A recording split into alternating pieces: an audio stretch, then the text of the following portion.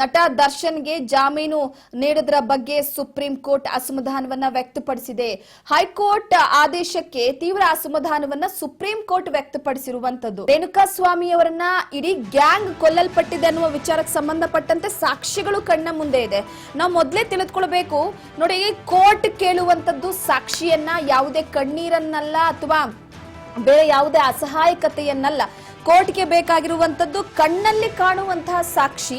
ಹಾಗಾಗಿ ಕಣ್ಣಲ್ಲಿ ಕಾಣುವಂತಹ ಸಾಕ್ಷಿಯ ವಿಚಾರಕ್ಕೆ ಸಂಬಂಧಪಟ್ಟಂತೆ ಅಂತೂ ಇಂತೂ ಫೈನಲಿ ಸುಪ್ರೀಂ ಕೋರ್ಟ್ ಕೆಲವೊಂದಿಷ್ಟು ಲಾ ಪಾಯಿಂಟ್ ಗಳನ್ನ ಎತ್ತಿಡಿದಿದೆ.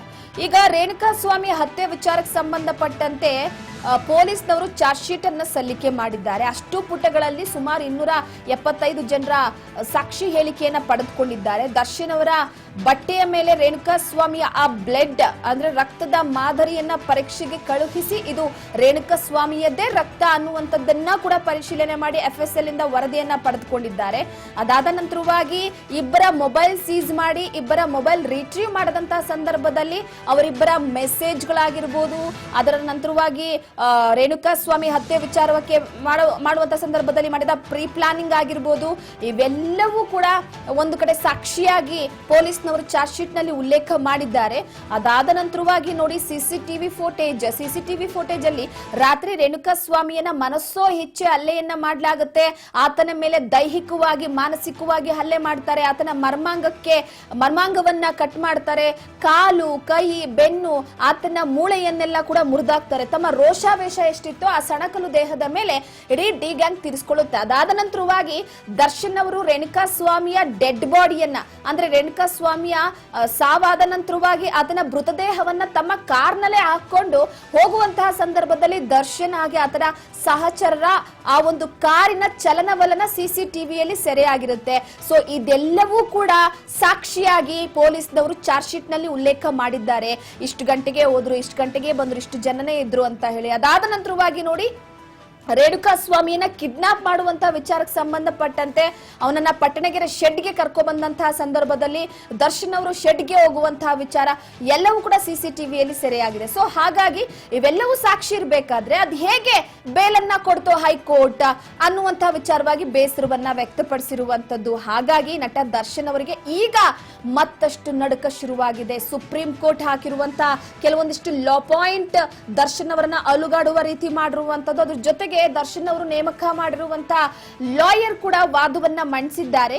ಆದ್ರೆ ದಾಸನ ಭವಿಷ್ಯ ಮುಂದಿನ ದಿನಗಳಲ್ಲಿ ಹೇಗಿರುತ್ತೆ, ಲಿಖಿತ ವಾದದ ವಿಚಾರಕ್ಕೆ ಸಂಬಂಧಪಟ್ಟಂತೆ ಸುಪ್ರೀಂ ಕೋರ್ಟ್ ಆದೇಶವನ್ನ ಹೊರಡಿಸಿದೆ. 10 ದಿನಗಳ ಕಾಲಾವಕಾಶವನ್ನ ಕೊಟ್ಟಿದೆ. ಸಾಕ್ಷಿಗಳಿದ್ರು ಕೂಡ ಜಾಮೀನನ್ನ ಯಾವ ರೀತಿ ಕೊಟ್ರು ಅಂತ ಬೇಸರ ಹೊರ ಹಾಕಿದೆ.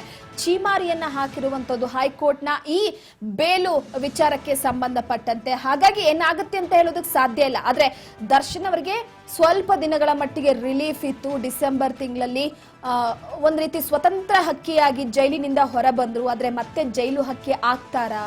ದರ್ಶನ್, ಪವಿತ್ರ, ನಾಗರಾಜ್ ಅಂದ್ರೆ ಸೇರಿ 7 ಜನಕ್ಕೆ ನೀಡಿದಂತಹ ಬೇಲ್ ವಿಚಾರಕ್ಕೆ ಸಂಬಂಧಪಟ್ಟಂತೆ. ಸೊ ಹಾಗಾಗಿ ಇತ್ತೀಚೆಗೆ ಸೋಷಿಯಲ್ ಮೀಡಿಯಾದಲ್ಲಿ ದರ್ಶನ್ ಅವರ ವಿಡಿಯೋಗಳು ಸಖತ್ತು ವೈರಲ್ ಆಗ್ತಾ ಇದೆ. ಕುಂತ್ರು ನಿಂತ್ರು ದರ್ಶನ್ ಅವರು ಸುದ್ದಿ ಆಗ್ತಾ ಇದ್ದಾರೆ. ಡೆವಿಲ್ ಶೂಟಿಂಗ್ ನಲ್ಲಿ ಬೇರೆ ಬ್ಯುಸಿ ಇದ್ದಾರೆ. ಥೈಲ್ಯಾಂಡ್ ನಲ್ಲಿ ಮೋಜು ಮಸ್ತಿ ಮಾಡ್ತಾ ಇದ್ದಾರೆ. ದರ್ಶನ್ಗೆ ಥೈಲ್ಯಾಂಡ್ ನಲ್ಲಿ ಇದ್ರು ಕೂಡ ಯಾಕೋ ಸಂಕಷ್ಟ, ಆ ಒಂದು ತಲೆನೋವು ತಪ್ಪುವ ಹಾಗೆ ಕಾಣಿಸ್ತಾ ಇಲ್ಲ.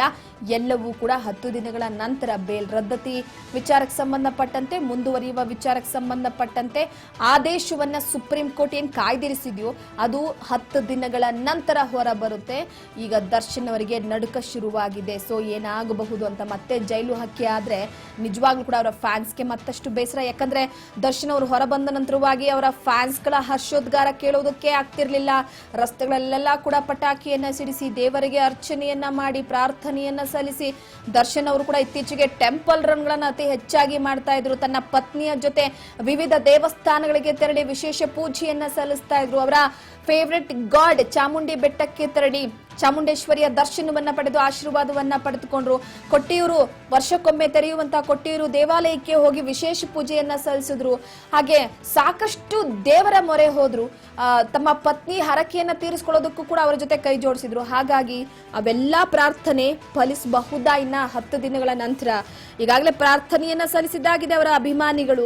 ಆದರೆ ದರ್ಶನ್ ಅವರ ಬೇಲ್ ಭವಿಷ್ಯ ಮಾತ್ರ ನಿಂತಿರುವುದು ಸುಪ್ರೀಂ ಕೋರ್ಟ್ನ ನ್ಯಾಯಾಧೀಶರ ಕೈಯಲ್ಲಿ. ಅವರು ನೀಡುವಂತ ತೀರ್ಪು, ಇಲ್ಲಿ ಕಾನೂನು ಅನ್ನುವಂಥದ್ದು ಎಲ್ರಿಗೂ ಕೂಡ ಒಂದೇ ಆಗಿರುತ್ತೆ. ಅದು ನಟನಾಗಿರ್ಲಿ ಅಥವಾ CM ಆಗಿರ್ಲಿ, PM ಆಗಿರ್ಲಿ, ಬೇರೆ ಯಾರೇ ಆಗಿದ್ರು ಕೂಡ ಕಾನೂನು ಅನ್ನುವಂಥದ್ದು ಎಲ್ರಿಗೂ ಒಂದೇ. ಹಾಗಾಗಿ ಕೊಲೆನೇ, ಅತ್ಯಾಚಾರನೇ ಆಫ್ ಮಾಡರೆ.